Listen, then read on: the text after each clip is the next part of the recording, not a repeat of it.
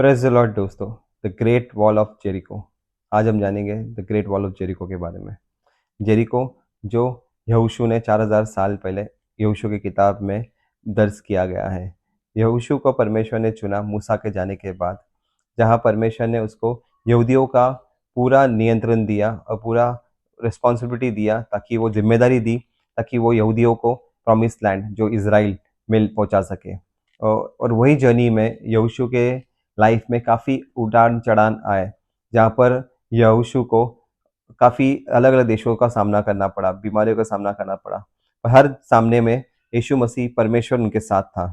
और उसी जर्नी में यहोशू पहुंचे Jericho, the great wall of Jericho, जहाँ पर उसका राजा ने उन लोग को परमिशन नहीं दिया कि वो उनका देश क्रॉस कर सके, और उन्होंने चारों तरफ से वॉल खड़ा किया था, और उस देश को पार करना नामुमकिन था।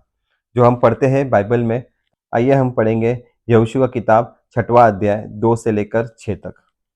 फिर यहोवा ने यहोशू से कहा, सुन, मैं यरीहो को उसके राजा और शूरवीरों समेत तेरे वश में कर देता हूँ। इसलिए तुम में जितने योद्धा है नगर के घेर लो, और उस नगर के चारों ओर एक बार घूम आओ, और 6 दिन तक ऐसा ही किया करना। और सातवें दिन याजक संदूक के आगे आगे मेंढों के सींगों के साथ नरसिंगे लिए हुए चले। फिर 7वें दिन तुम नगर के चारों ओर सोते 7 बार घूमना, और याजक भी नरसिंगे फूंकते चले। और जब वे मेंढों के सींगों के नरसिंगे देर तक फूंकते रहे, तब सब लोग नरसिंगे का शब्द सुनते ही बड़ी ध्वनि से जय जयकार करेंगे। तब नगर की शहरपनाह नेव से गिर जाएगी, और सब लोग अपने अपने सामने चढ़ जाएंगे। आमीन। ये सुंदर वचन परमेश्वर ने जो यहोशू से कहा, बिना लड़े, बिना ताकत आजमाए, परमेश्वर ने सिर्फ इनको यही कहा कि उस दीवार के, उस शहर के चारों ओर 6 दिन तक नरसिंगे फूके प्रार्थना करते रहो।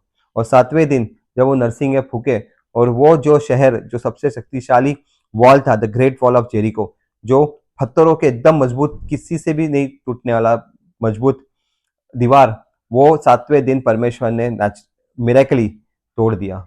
यही परमेश्वर का योजना था, जो यहोशू के जीवन में परमेश्वर ने किया, और जो इम्पॉसिबल चीज था वो पॉसिबल हुआ। प्रार्थना हर नामुमकिन चीज को मुमकिन करता है, क्योंकि जब परमेश्वर तुम्हारे साथ है और परमेश्वर तुमको बोलता है, तो वो नामुमकिन चीज है जो हम सोचते हैं, हम इंसान सोचते हैं कि वो इम्पॉसिबल है, तो परमेश्वर वो पॉसिबल करता है। वैसे ही यहोशू के किताब में 3 अध्याय में 13वां वचन में भी यही कहा है। जब वो यरदन नदी के पास पहुंचे, आगे कोई रास्ता नहीं था, आगे बड़ा सा यरदन समुंदर था, पर तब उसने वापस परमेश्वर को पुकारा, और परमेश्वर ने यरदन नदी को 2 भाग कर दिया, और पानी एक तरफ थम गया, और पूरे हजारों लोग, यहूदी लोग, यरदन नदी पार किए। वैसा ही परमेश्वर ने मूसा के टाइम पे भी किया, जब वो लाल समुंदर पार कर रहे थे और इजिप्ट की सेना उनके पीछे पड़ी थी मारने के लिए, तो परमेश्वर ने लाल समुंदर, जो कोई इम्पॉसिबल चीज था, और परमेश्वर ने लाल समुंदर के 2 भाग किए। हम ये सीखते हैं कि जो चीज़ इम्पॉसिबल था, जो चीज़ the great wall of Jericho impossible था तोड़ना, सिर्फ प्रार्थना करने से ऑटोमेटिकली टूट गया।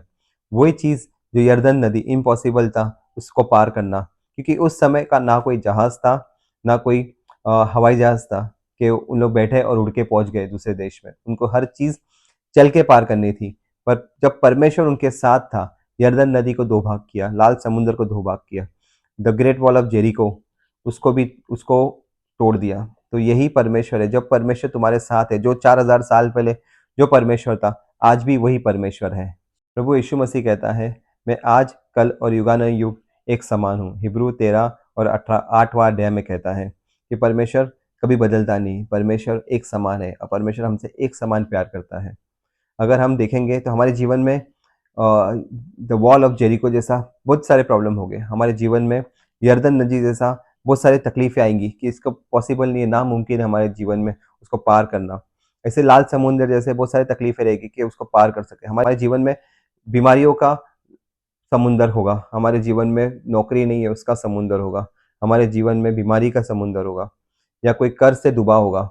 और उस कर्ज से डूबने से हमको सिर्फ प्रार्थना करना है परमेश्वर को।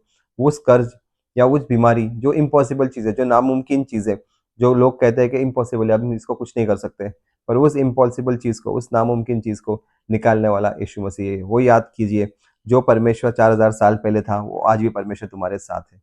वो परमेश्वर तुमको नहीं छोड़ेगा। जब उसने इज़राइल को नहीं छोड़ा, तो वो तुमको क्यों छोड़ेगा नहीं? क्योंकि परमेश्वर कहता है, मैं तुम्हें कभी ना छोड़ूँगा और कभी ना त्यागूँगा। तुम परमेश्वर के बच्चे हो। तो हमें परमेश्वर को पकड़ के रहना है, हमको प्रार्थना करना है कि परमेश्वर, हमारी हमारे ये तकलीफ है, हमारे ये बंधन है, उस बंधन से तू हमें पार निकाल। और कोई रास्ता तुम्हें ना दिखे, डॉक्टर कहे नामुमकिन है, या तुम्हारे ऑफिस में कहे दूसरा जॉब देख लो, या कुछ भी प्रॉब्लम है तुम्हारी लाइफ में, हज़ारों प्रॉब्लम हो, हज़ारों प्रॉब्लम का एक ही सॉल्यूशन है, वो है यीशु मसीह। यीशु मसीह तुम्हें कभी ना छोड़ता है। जब कोई चीज़ नामुमकिन है, घुटने पे जाओ, प्रार्थना करो, और नामुमकिन चीज़ मुमकिन परमेश्वर करता है।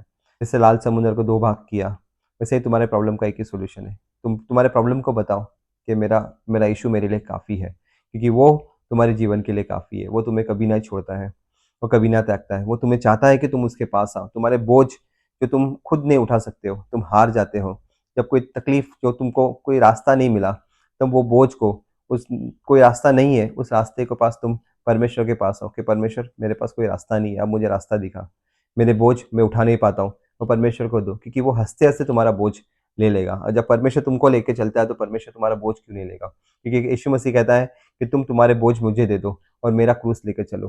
क्योंकि जब तुम तुम्हारा जीवन परमेश्वर को देते हो, और परमेश्वर तुम्हारे जीवन का नियंत्रण बदलता है।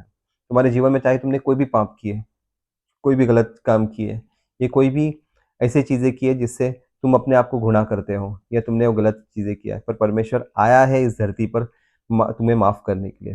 यीशु मसीह आया है, उसने अपनी जान दे दी पूरी दुनिया के लिए, ताकि जो भी उस पर विश्वास करे, वो नाश ना हो पर अनंत काल का जीवन पाए। क्योंकि यीशु मसीह चाहता है कि तुम उसके पास आओ, और वो तुम्हें प्यार करे, वो तुम्हें माफ़ी दे, और तुम्हारे हर एक जो भी गलत गलत किया है, जो भी पाप किया है, हम जीवन में हर एक प्रकार का गलती या हम पाप करते हैं, पर उस पाप से छुटकारा देने वाला परमेश्वर वो एक ही है। उस पाप को तुम्हें अंगीकार करना है, तुम्हें स्वीकार करना है और माफ़ी मांगना है, और यीशु मसीह के पास आना है, वो तुम्हें माफ़ करेगा। और तुम्हारे हर एक समस्या, जो इम्पॉसिबल चीज़ है, उसको पॉसिबल करने वाला परमेश्वर तुम्हारे पास ही है। तुम तुम्हारे इम्पॉसिबल चीज़ को बोलो कि मेरा खुदा मेरे लिए काफ़ी है। वो जीवित खुदा है, जो तुम्हारे साथ रहता है, तुम्हारे संग रहता है। तुम्हारे प्रॉब्लम्स, चाहे वो जेरिको जैसा प्रॉब्लम्स हो, चाहे वो तुम्हारा लाल समुद्र जैसा प्रॉब्लम्स हो, चाहे तुम्हारे जीवन में कुछ भी प्रॉब्लम हो या अशांति हो, ये प्रॉब्लम्स को बोलो, यीशु मसीह तुम्हारे लिए काफ़ी है। God bless you.